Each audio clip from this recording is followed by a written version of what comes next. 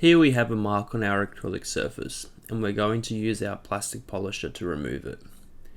It can be used on a polisher or a buffer, as well as a lint-free cloth or a microfiber cloth to get into the places a polisher or buffer can't.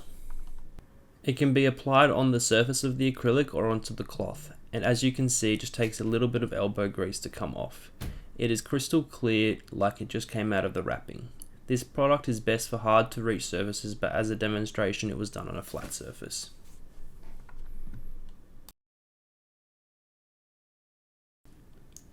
Next we have our water-based anti-static cleaner, which you just spray onto the surface of the acrylic and buff with a microfiber cloth. This is specially formulated to clean, preserve, and protect the plastic surface. It protects from fingerprints and gives the product a long-lasting shine.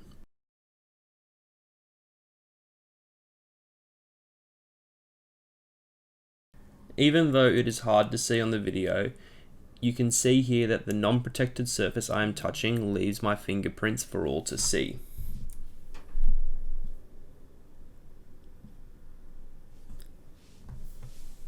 Whereas the protected surface, the fingerprints vanish.